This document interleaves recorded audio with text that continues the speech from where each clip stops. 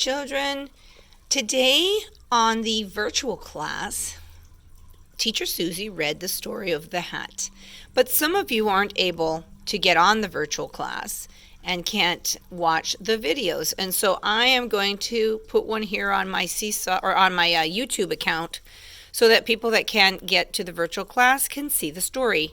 And this is the story of the hat by Jan Brett. And I think I have a link to someone else reading this story as well on my YouTube channel.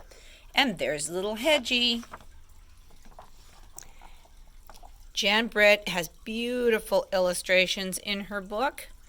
And this one is about a hat. Or is it? That's what we're going to find out. Winter was on the way, and now winter is going on for us right here where we live.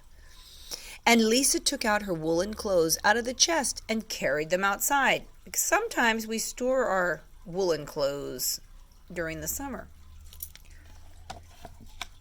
And there's a pair of mittens. There she is. She's hanging them up in the fresh air when a strong wind blew one of her stockings off the line. Uh-oh.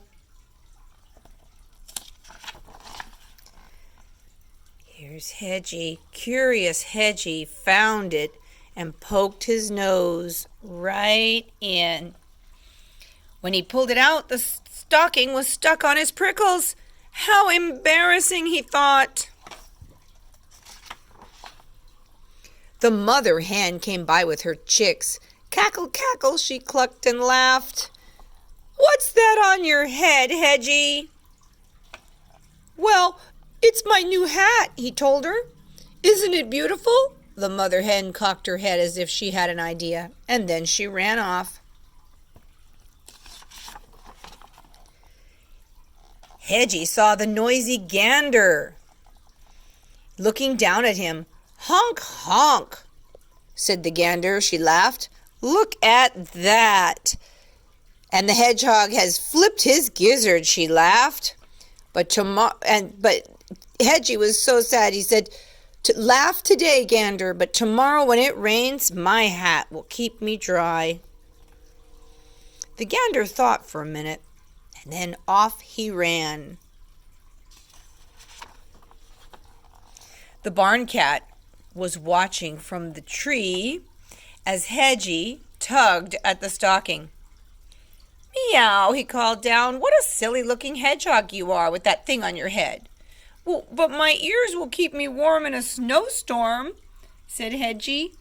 Purred the cat, and off he ran. The farm dog and her puppies found Hedgie in a patch of brambles.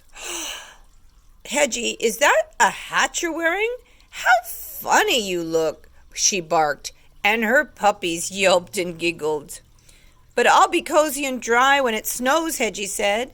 The farm dog's ears perked up, and off she ran. Poor Hedgie is stuck in the brambles. Oink, oink, the piglet squealed. What are you up to, Hedgie? Mama Pig asked. Making sure that my hat doesn't fall off when an icy wind blows up, said Hedgie. I see, said Mama Pig, and off she ran. There's Hedgie making excuses. He doesn't like that thing on his head. Hedgie, what is that ridiculous thing on your head? The pony snorted at Hedgie. That was the last straw. It's my hat, of course. Don't you know that everybody should wear a hat in the winter when it's cold and snowy? Hedgie shouted. The pony looked startled, and then he ran off.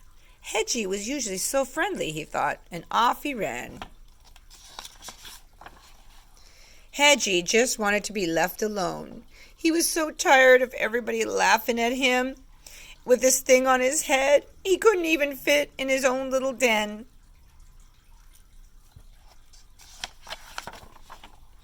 He didn't see Lisa running after him with the other stocking in her hand. Come back, you silly hedgehog, she called. Oh no, Hedgie thought. Even the girl's laughing at me. And Lisa caught up and pulled the stocking off of Hedgie's head. "You ridiculous little hedgehog," she laughed. "Don't you know that animals don't wear clothing?"